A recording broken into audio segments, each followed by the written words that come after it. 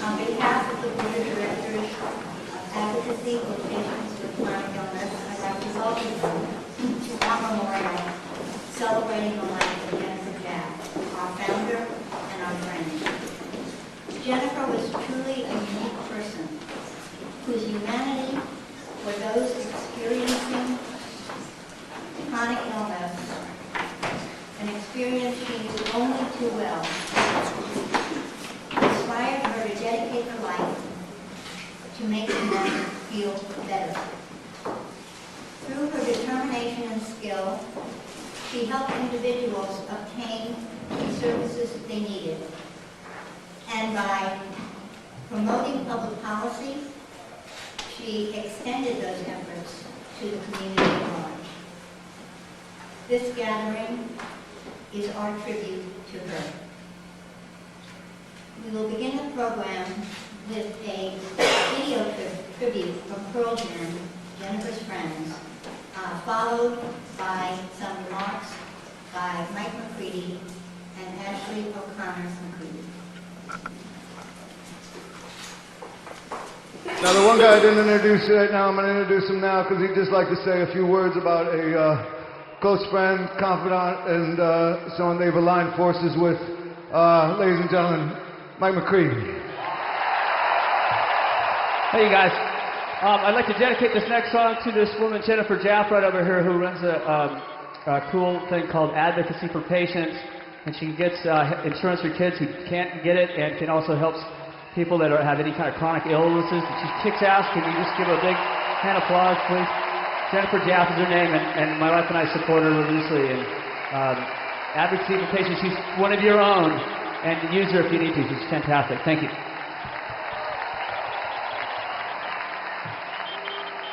She's good at fixing things.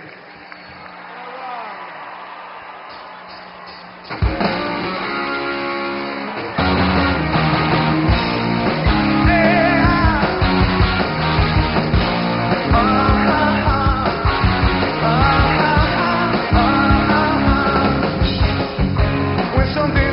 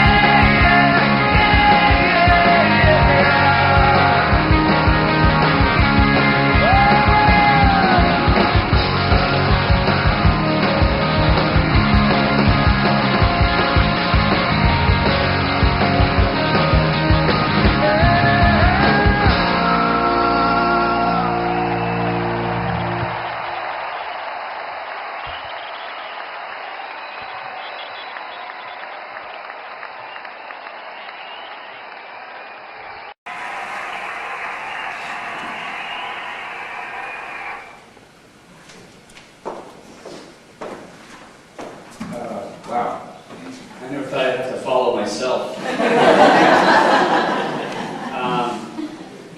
Well, this is with a heavy heart that I'm here today to talk about Jennifer and her, what she meant to myself and Ashley, and my wife Ashley. She's one of the most passionate, beautiful people I've ever met in my life.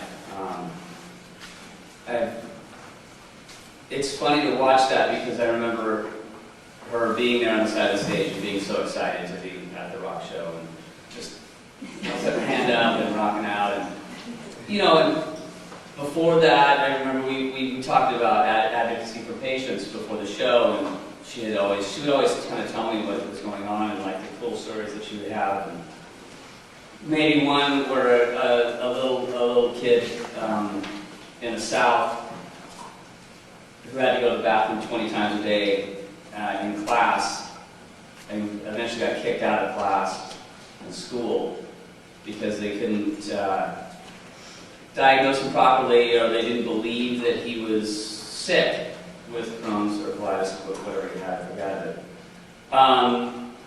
And she, you know, and that makes me incredibly sad to know that this kid was denied, you know, going to school because he was sick, and they thought he was lying to them. But Jennifer Jaff, in her true visionary, passionate sense, fought for him and helped his insurance appeal and got this kid back into school. And that's the story. I forget his name and all of this stuff, but that's kind of the stuff that reminds me of her importance and her brilliance, is that she would take the time to lobby insurance companies and hit them with paper and do, you know, just what we all have to deal with when we have to get insurance. It's a total nightmare. She helped that nightmare go away for a lot of people. And it was cool to hear those stories. And she was fun to hang out with. It was fun to talk about music with her aside from just that stuff. She's very passionate about music. She struggled with some things, you know, as we all do, but her you know, and I have Crohn's, and that's why I really gravitated towards her initially. But then I found a passion in her that I've not seen in many people, in terms of helping others and to sacrificing almost herself daily for other people's betterment. And to me, there's no higher honor in a human being than to do that. And she honored humanity and continues to honor humanity in her works. And when you're helping someone else, I mean, what's better than that? And I'll miss her. And I loved her dearly as a friend and someone I could talk to about having Crohn's, and that's super important, you know. And there's a couple of little organizations that helped out. One was called Wish List with Laura Trafton, and one was Team McCready with Lisa Cressman, and these were organizations that donated some money to her program, and I was happy to be part of those things too. And I'm not sure. It's just sad that she's no longer with us, because I always felt that I would know her for many, many, many years. But I know I will know her in my heart for the rest of my life, because she was just a fantastic woman and a human being. And that's kind of all I had. I had so much prepared, but I know. So that's all I had. My wife Ashley has some words as well.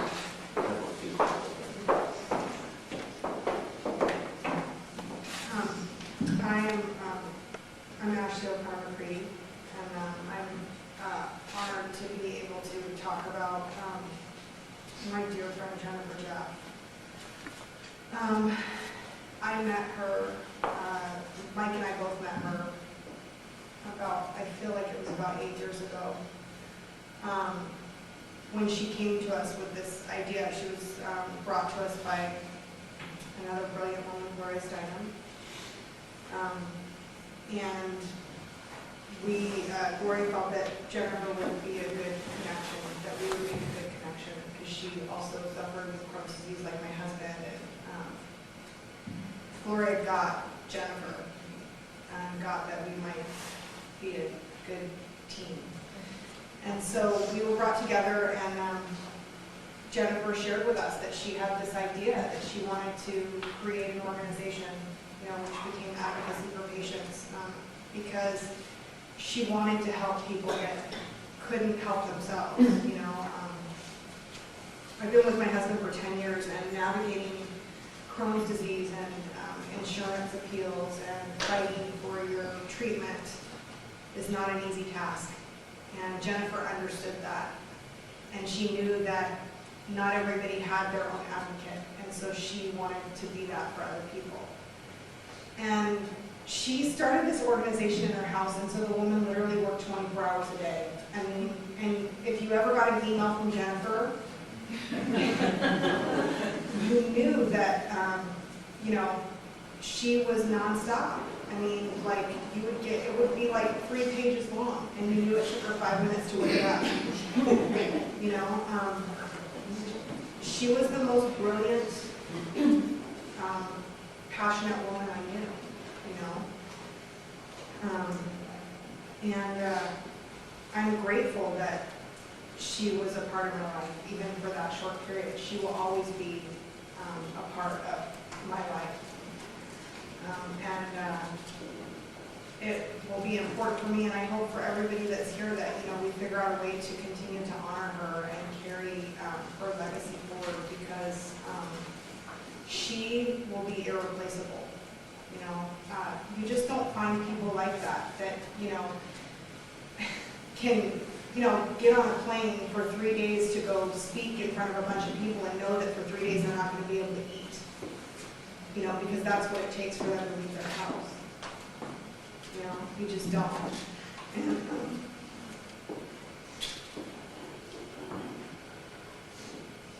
her death is very untimely.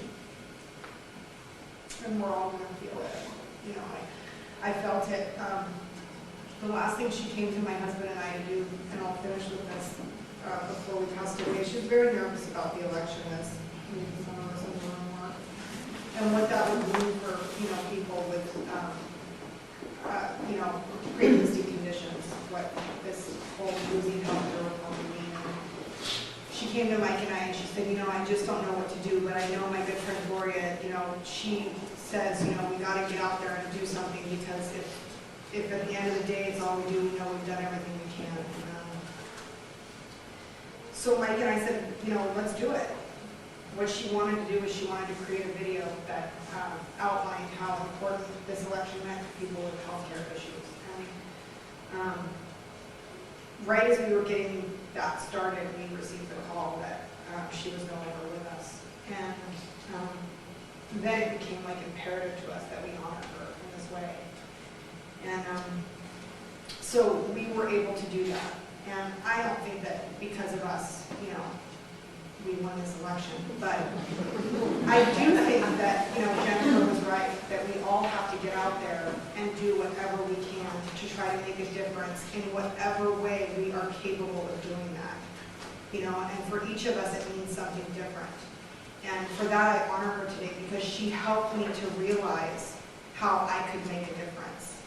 And she will continue to help me to realize that. So I really appreciate that you guys all came in today from wherever you did to help honor this beautiful woman and her legacy. Thank you.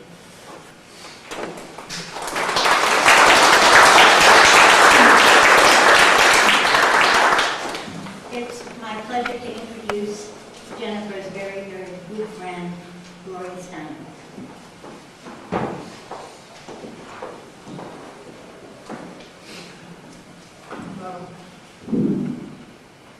I think that whenever we come to an ending of some sort, our minds go back to the beginning.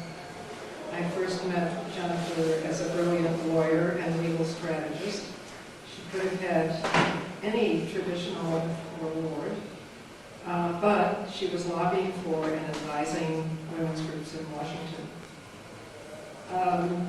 You might say that instead of prospering peacefully on the banks of the river, She was not only rescuing those who were drowning, but going to the head of the river to prevent more people from falling in. Soon I was working with her too, thanks to Voters for Choice, which was a pro-choice political action committee that had somebody from all the major groups working for reproductive freedom on its board. It was a time of growing political attack, but the other pro-choice groups were not yet able to be. And so this was a very important group. When Maureen Britell, who I know would have wanted to be here, became our executive director, she brought a history of working with Jennifer, and we all soon discovered just how lucky we were. Jennifer was kind-hearted, generous, innovative, and tireless, what she believed in. She was also fierce, well-prepared, and like an army of lawyers when facing the opposition. I knew she was incredibly smart because I could actually understand every word she said. She didn't have to obfuscate to prove that she was an expert. And I must say I've only learned since her death that she had been diagnosed with Crohn's disease when she was 19. She didn't tell us that. That makes her legal and activist energy even more miraculous. It was only after she was living in Connecticut and gradually realizing that she could no longer work in a law office full-time and founding Advocacy for Patients in 2005 that I understood how brave she had been. We kept up our friendship and also working together. And though I myself was lucky not to experience a chronic disease, how much you count sexism?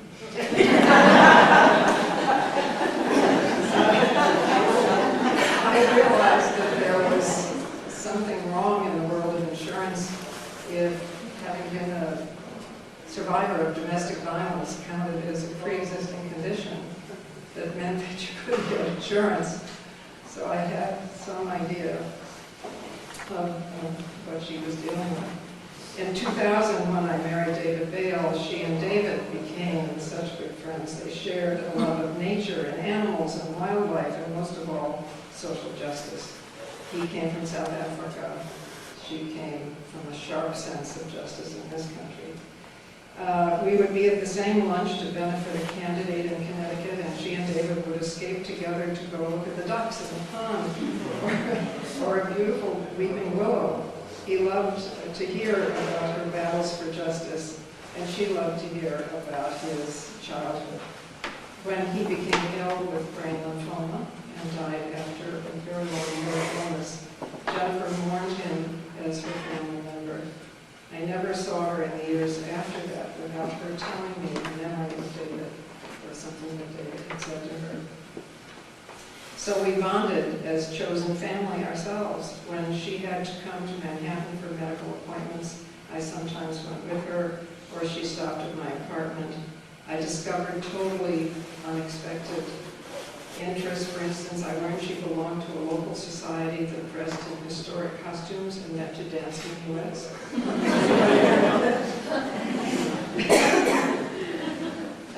When Alita Vasquez, a longtime neighbor of mine, began to be unable to care for herself or to shop or remember, and sometimes to be found wandering in the snow without a coat, indeed she actually managed to leave a hospital ward and show up at my door in the middle of winter. Jennifer, wonderful Jennifer, undertook the long, difficult, and detail-filled task of trying unsuccessfully to find any remaining relatives in Mexico, which Alita had left decades ago as a wonderful musician, a composer, a concert pianist, as a very young girl, because I had become Alita's legal guardian. And Jennifer, in the midst of all her work, for her own foundation, undertook the long federal and city agency details of finding her a safe harbor and a nursing home, sorting through everything in her apartment. And I think there are people here who came to the apartment to help with that sorting process.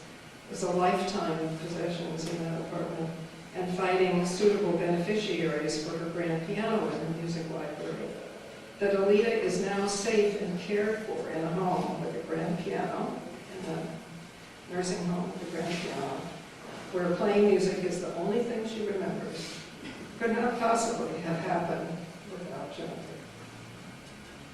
I say this because I think one of the purposes and pleasures of telling stories of a loved one who has left us is coming to know that person even better in this room and know things about her that perhaps we share, and have even a better knowledge of her than we did when we came into this room.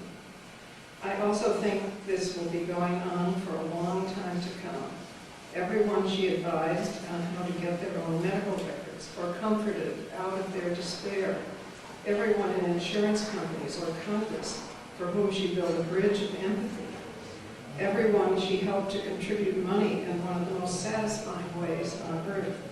And every patient who suddenly understood it was not their fault and they were not alone.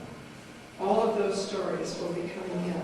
All of them are important. We must write them down and save them and share them for ourselves and for the future so she can continue to inspire.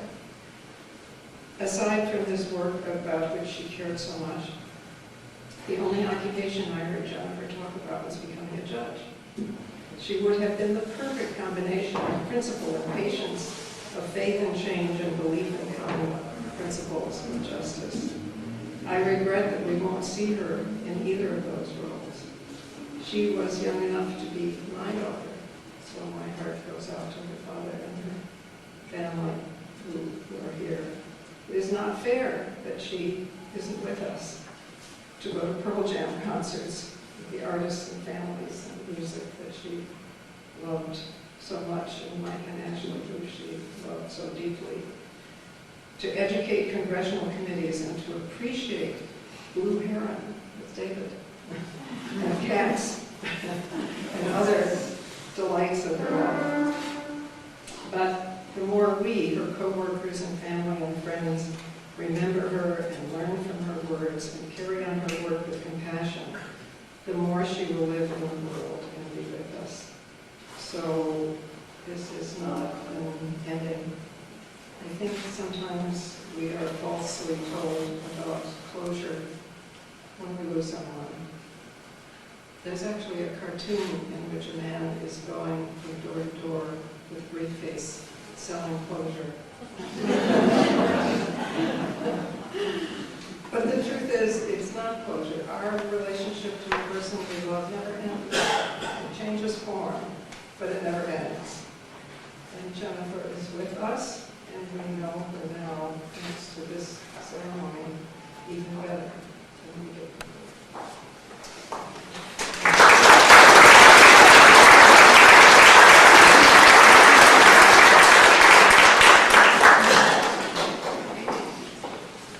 I'd like to introduce the United States Senator from the state of Connecticut, Mr. Blumenthal.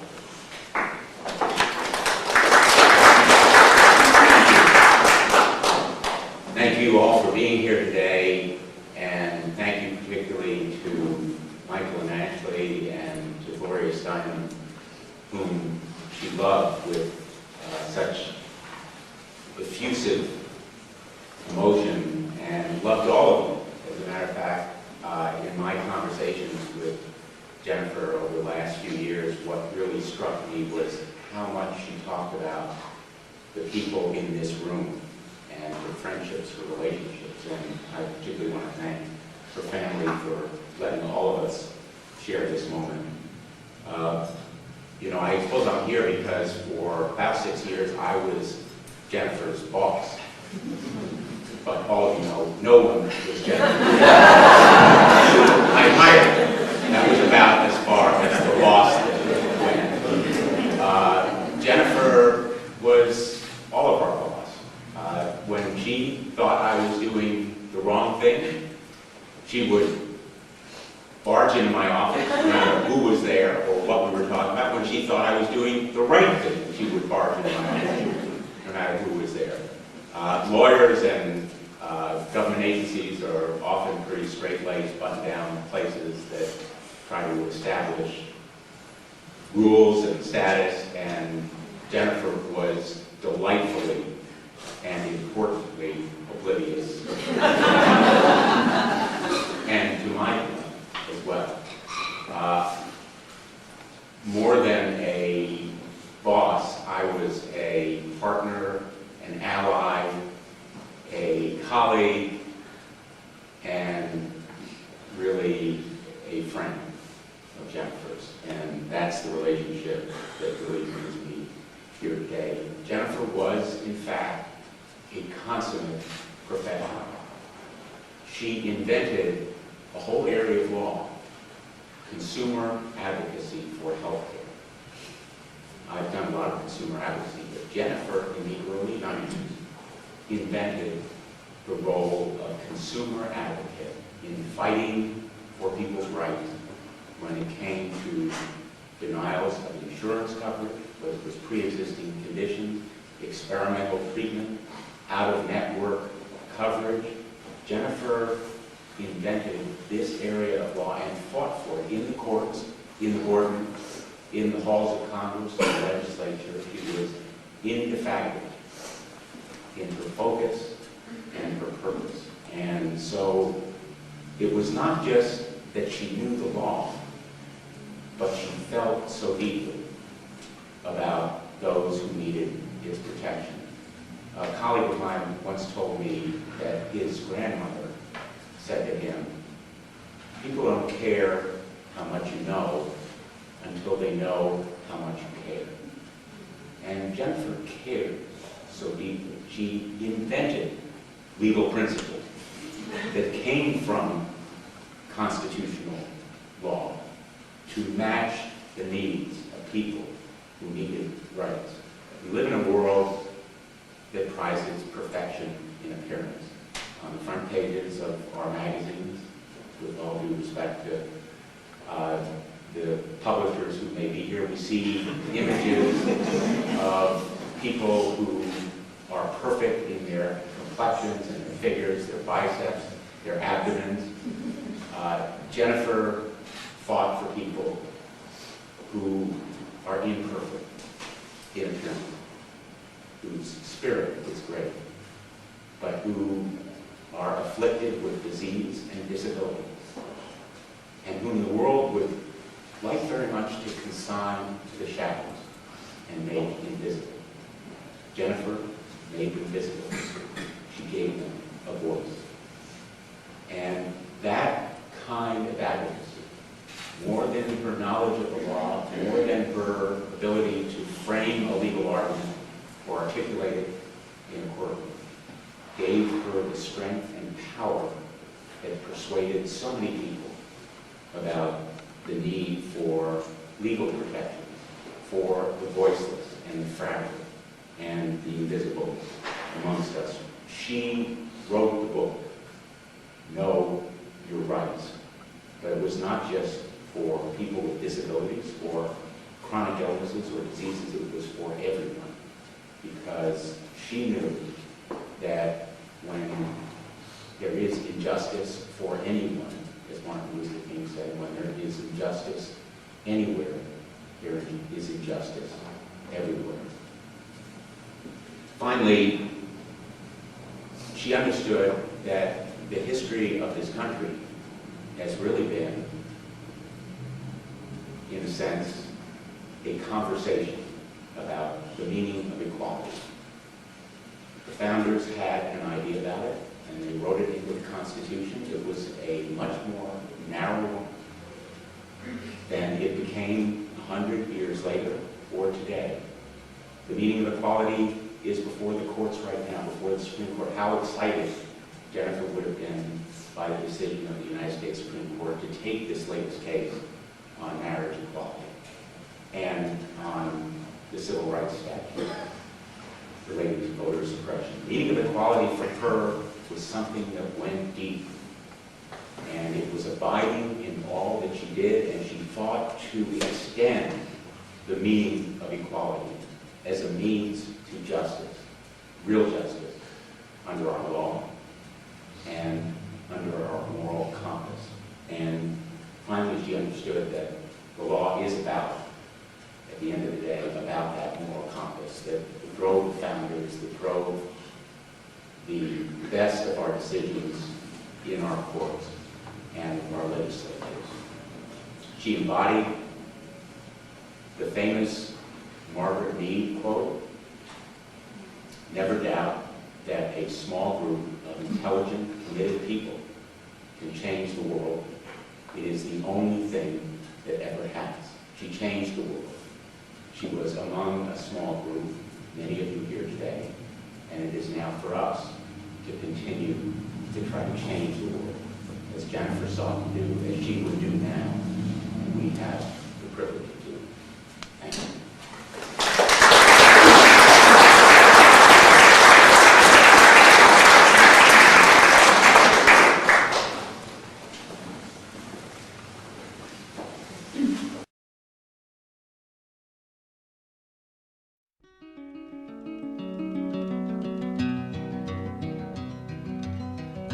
Just a poor boy, though my story is seldom told. I squandered my resistance for a pocket full of mumbles, such are promises.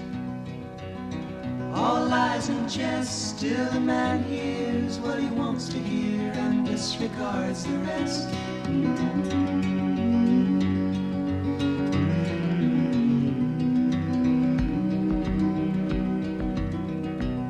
When I left my home and my family, I was no more than a boy in the company of strangers, in the quiet of the railway station, running scared.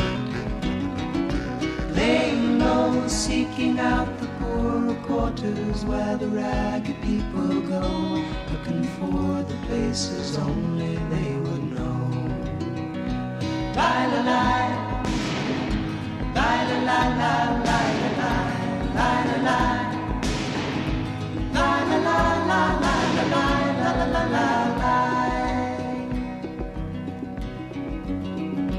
asking only workmen's wages, I come looking for a job, but I get no offers. Just to come on from the wars on 7th Avenue, I do declare. As I went walking that ribbon of highway, I saw above me that endless skyway. I saw below me those golden valleys.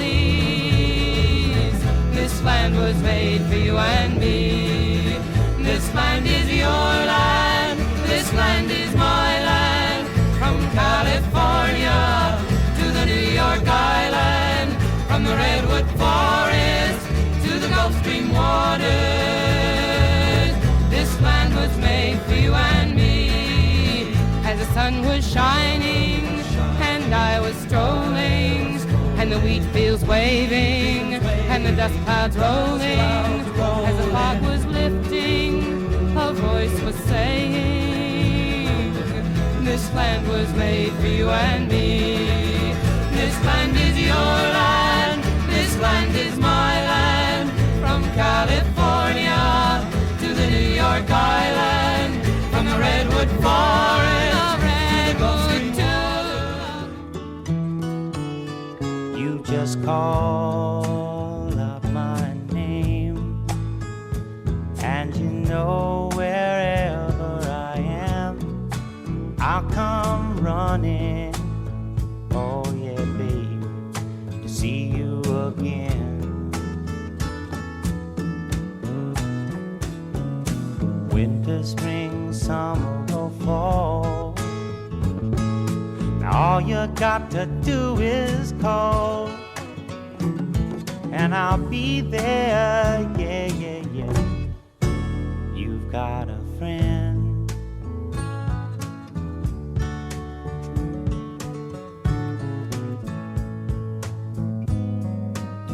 If the sky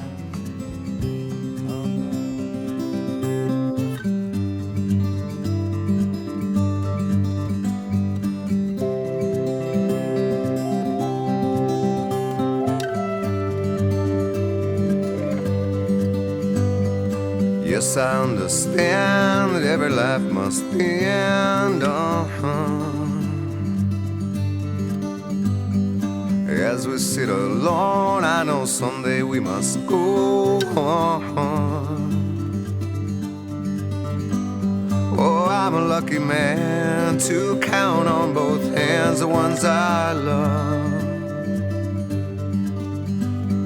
Some folks just have one, yeah, others they got none.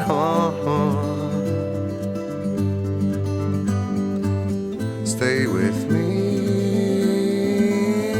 oh, let's just breathe.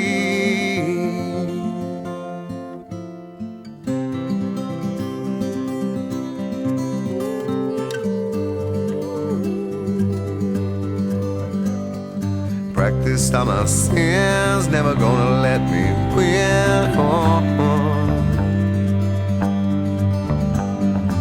Under everything, just another human being. Yeah, I don't wanna hurt. There's so much in this world to make me bleed. Stay with me, all I see. Did I say that I need you? Did I say that I want you? Or if I didn't, I'm a fool, you see. No one knows this more than me. As I come clean, I wonder every day as I look upon your face. Everything you gave and nothing you would take on. Nothing you would take. Everything you gave. Did I say that I need you? Oh, did I say that I want you? Oh, if I didn't, I'm a fool.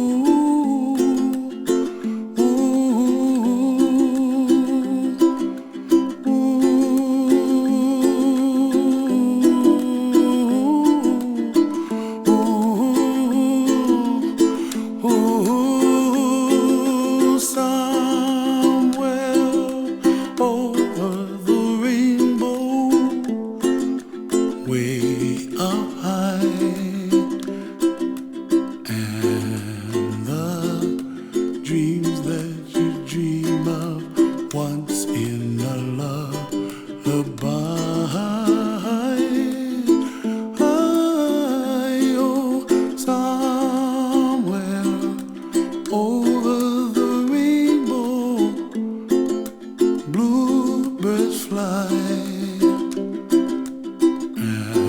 and the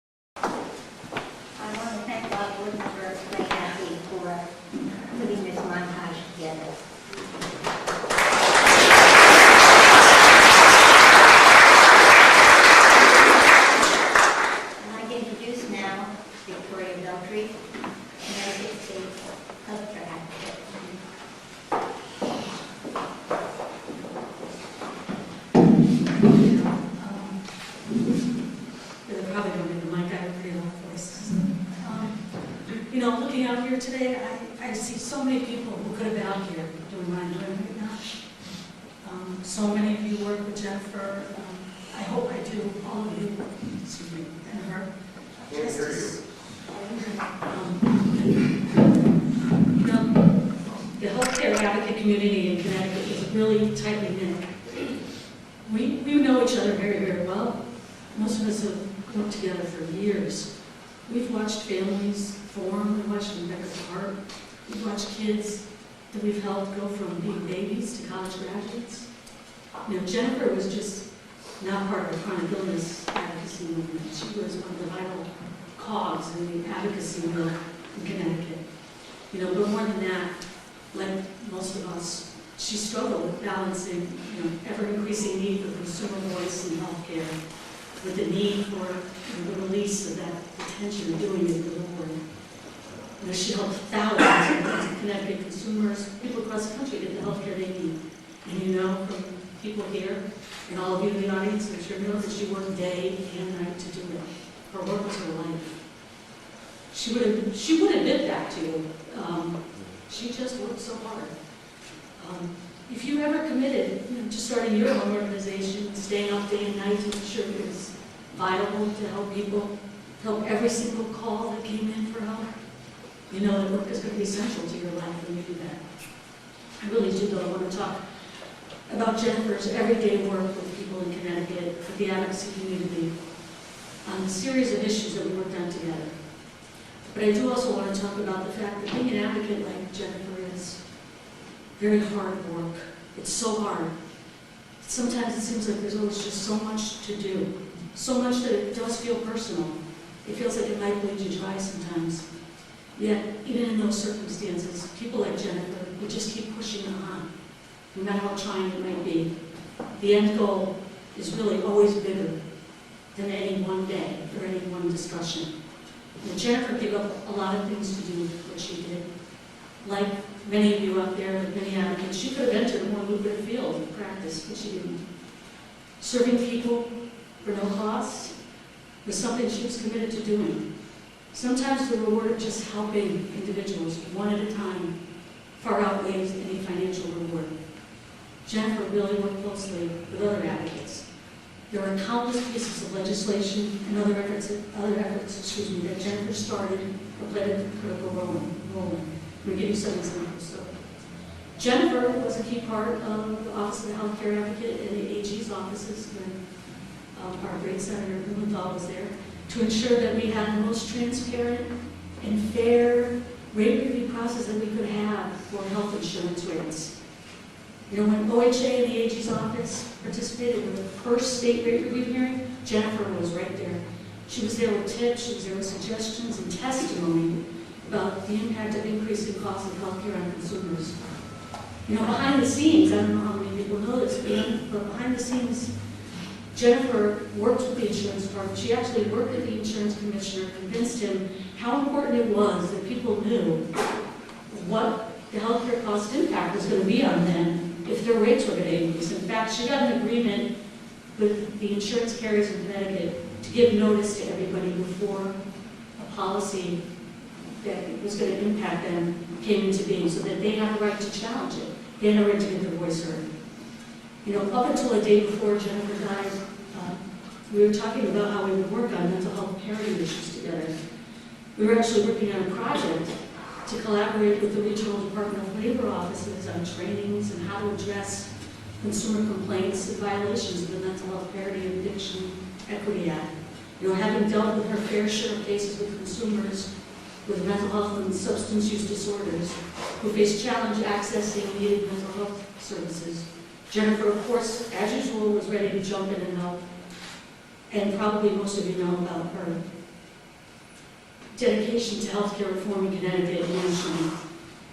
Jennifer worked really hard to make sure that consumers' interests were always forefront in our development of our exchange in Connecticut. She actually sat on a couple of the key committees to help make recommendations to decide how healthcare reform would roll out in the state.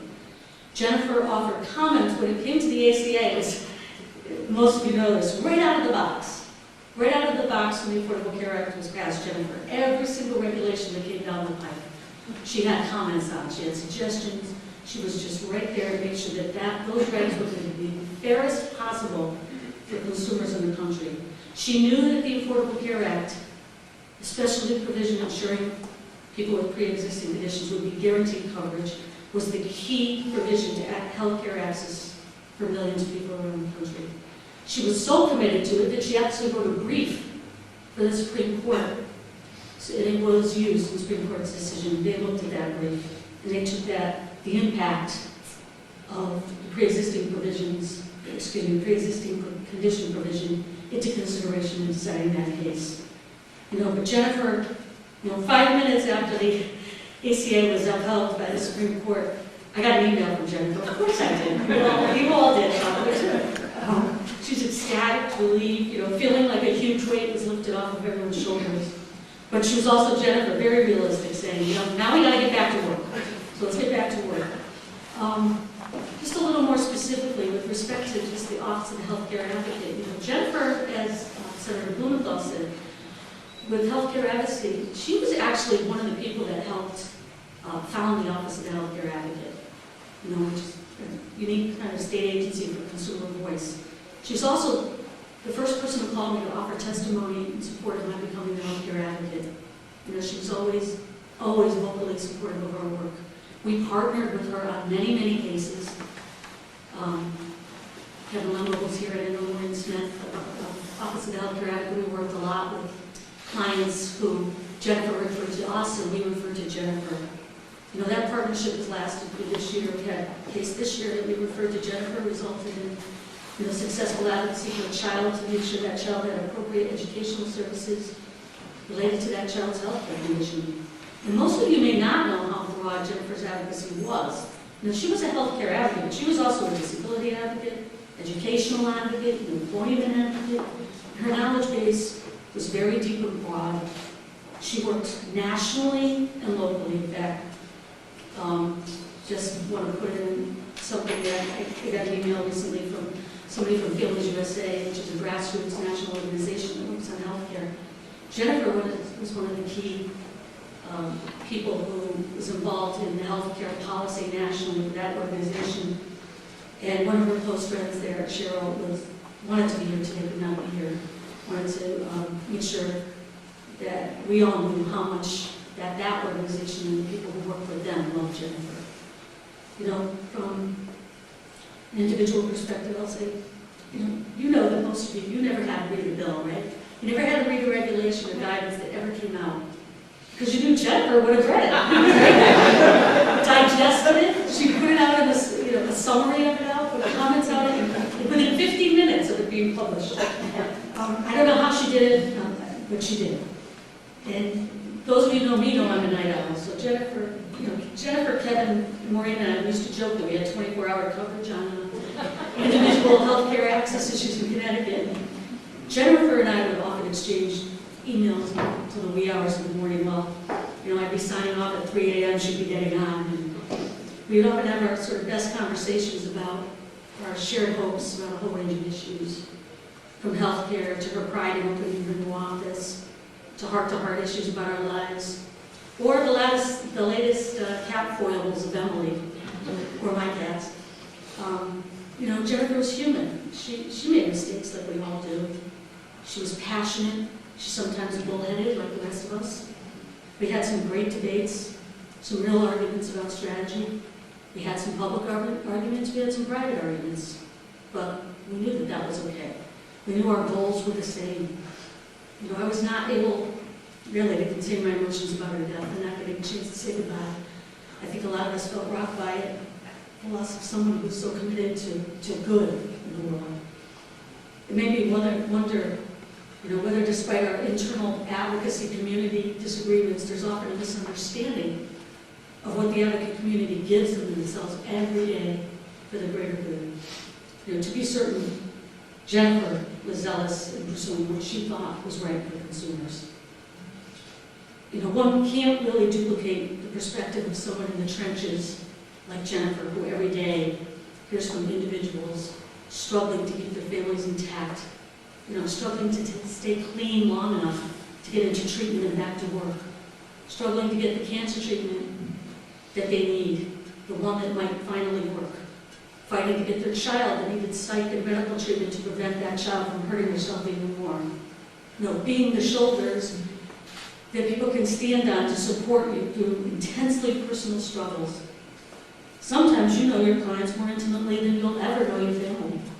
And that's the way Jennifer was. And that's the perspective she brought to her work. I took many lessons away from Jennifer's dedication to healthcare access in Connecticut. I know I can say with confidence that we all miss her. I know she would know that we have to respect each other and try to reach our common goals. That we have to be here for each other as human beings, not just advocates, state officials, federal officials. We need to listen to what people say, respect our differences, but achieve our overall vision. Jennifer really reminded us of the real impact that every decision we make has on people's lives. She knew what the big picture is, even if sometimes she or I or any one of us all got caught up in our passions about it. I'd like to think that Jennifer's death has taught us, or retaught us, maybe a valuable lesson. Treat each other like you want to be treated. Life is so much more than the individual daily struggles we have to agree or disagree on issues.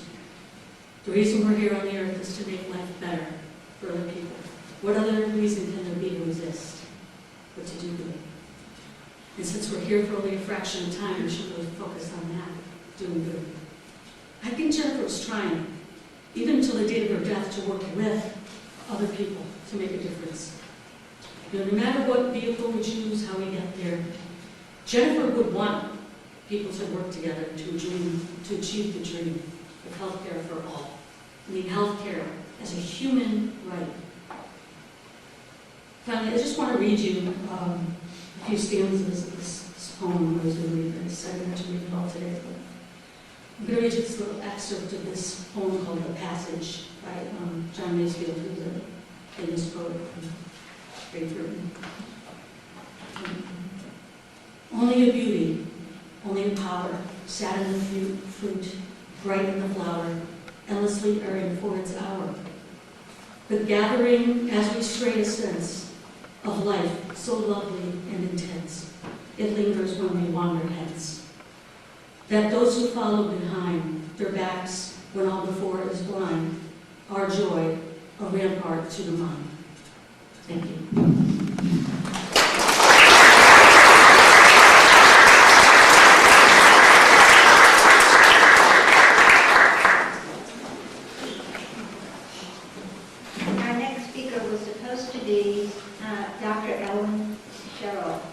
Who any of you in the medical field knows that sometimes when you're asked to be on call, you can't say no. She did take the time to drive up here from the city to pay her respects to Jennifer. She knew Jennifer as a person, the person that she was. She knew her as her physician in good times and bad. And she supported Jennifer in all of the work that she did. We're sorry that she can't be with us. Good morning. I'm Ellen Sherrill. I'm director of the Joe Margaret Zellman Center at Weill Cornell Union Presbyterian Hospital. And I was Jennifer Jaff's physician for many years. I cared for her while she was caring for all of you. Jennifer Jaff embodied the struggle of living with Crohn's disease while striving to improve our lives. She battled on behalf of all patients living with chronic diseases. She did not yield. As physicians, patient advocates, and patients, we remain grateful for and committed to Jennifer's vision. I'd like to introduce now our wonderful staff attorney, Brittany Allen.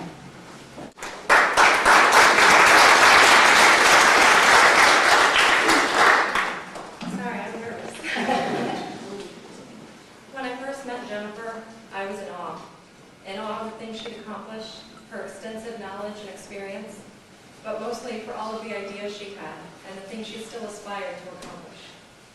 To be honest, our first meeting left me a little speechless. It wasn't until our second meeting, though, that she changed my life. We talked for over 3 hours that night about us both being diagnosed with a chronic illness at a young age, what growing up was like, what law school was like, and the scary periods and complications. That moment was so liberating for me. Up to that point, I had been living my life worried that my rheumatoid arthritis would prevent me from accomplishing my goals. I tried as hard as possible to keep that out of my professional life. I told none of my professors or my classmates about my RA, and would never have dreamed of discussing it with an employer, especially at a job interview. I thought it made me look weak, lowered people's expectations, and would prohibit me from getting to do the kind of work I wanted to do. In that night, Jennifer showed me that living with a chronic illness is not a weakness of character. You can still be strong, driven, hardworking, and influential. You can still accomplish your goals without hiding part of who you are. In fact, in our line of work, it may be considered an advantage. The best advocates are those who understand what their clients are going through. Jennifer called this getting it. And she said her clients would be relieved when they talked to me because I would understand. When they described being fatigued, I would know how all-consuming that could be. Jennifer said there was a value in that which could not be measured. Another component of getting it is dedication. Jennifer's dedication was fierce and unwavering. Trying to pick up after losing her seems impossible. But you just keep showing up, keep working, keep fighting. I thought I was impressed with her before, but now that I'm experiencing her workday, trying to learn how to manage without her guidance, I'm in awe yet again. And I'm not the only one. In addition to all of the people here today, not a day has gone by since her passing that our organization hasn't heard from someone whose life Jennifer influenced for the better. I don't know how you did it, Jennifer, but thank you. Thank you, and hopefully you can get so much deserved rest knowing you've inspired so many to pick up where you left off.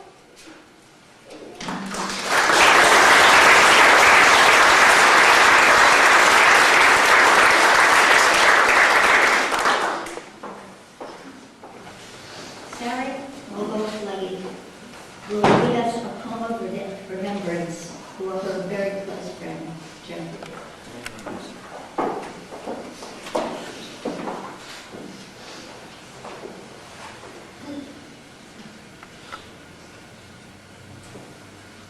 I'm supposed to stick to script. Radio announcers seldom do. And I'm not. You all knew her with her superhero cape on. And I met her as she came. We were just patients. And I see so many friends from those who's here. And then she picked up steam. And she is the ultimate advocate. I simply miss my girl. And I thank you for letting me represent the friends present and those lighting candles once again globally today. This is a poem by David Harkins. She is gone. You can shed tears that she is gone. Or you can smile because she has lived. You can close your eyes and pray that she'll come back. Or you can open your eyes and see all she's left. Your heart can be empty because you can't see her. Or you can be full of the love you share. You can turn your back on tomorrow and live yesterday. Or you can be happy for tomorrow because of yesterday. You can remember her and only that she's gone. Or you can cherish her memory and let it live on. You can cry and close your mind, be empty and turn your back. Or you could do what she would want. Smile. Open your eyes. Love. And go on.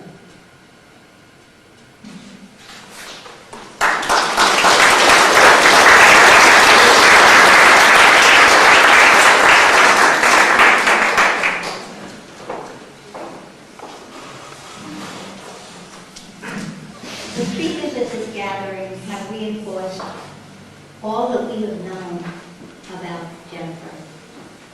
Her amazing energy, her talent, her determination, and her mission to help those suffering with chronic illness. She founded this nonprofit organization as a vehicle for her work, and its mission is her legacy. The poet, feminist, and activist Edna St. Vincent Millay requested that these words would mark her memorial stone. Take up the song, forget the epitaph. I think Jennifer would want us to do that. I would like to thank her family for coming to share this gathering with us. Our speakers, Jennifer's many friends who helped us with the gathering, and our board members and staff who contributed their time and expertise to this event. I especially want to thank our board member, Janice Arnold, who is unable to be here with us today because she couldn't travel due to some complications of her pregnancy. Janice planned, organized, and coordinated every detail of this event. Thank you all for coming, and please join us for refreshments.